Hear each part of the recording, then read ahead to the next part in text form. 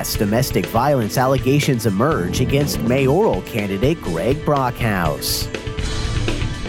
And an analysis shows the controversial salary of San Antonio's former city manager was in line with the market rates.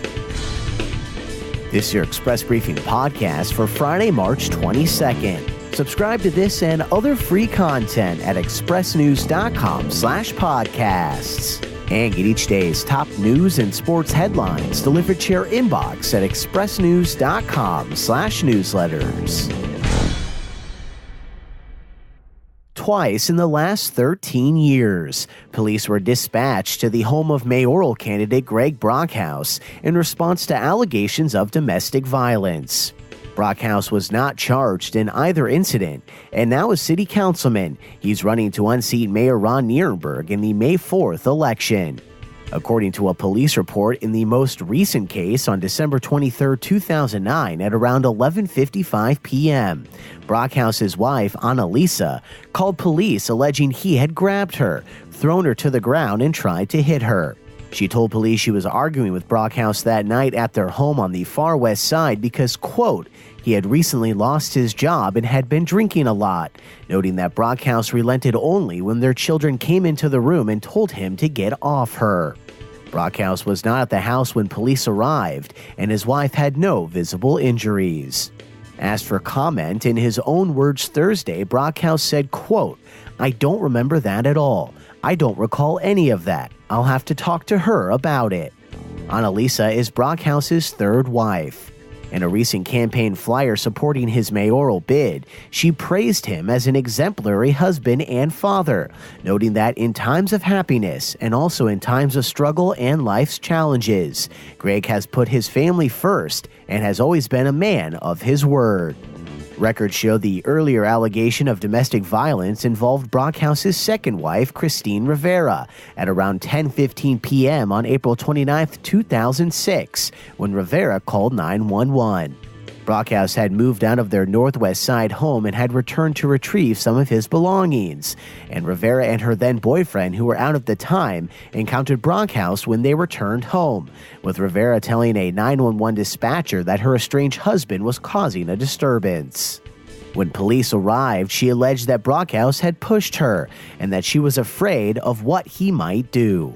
Rivera also told police her boyfriend came to her defense and a fight ensued between him and Brockhouse. Wednesday, Rivera told the Express News that her boyfriend won the fight, noting that the now city councilman had two black eyes after the occurrence. But Councilman Brockhouse gave a starkly different account, telling police he never pushed Rivera and that her boyfriend sucker punched him after he had turned to leave, eventually getting him on the ground and choking him. Wednesday, a tearful Brockhouse gave a similar account in an interview with the Express News, noting that, quote, I was the one who was attacked, and that, quote, I went home after losing my family. It was my house. It was my home. You're asking me to relive one of the worst days of my life. My ex-wife had a relationship with someone else, and that's what ended my marriage. Find more details on what both Brockhouse and Rivera said of their differing accounts during their interviews with the Express News at expressnews.com.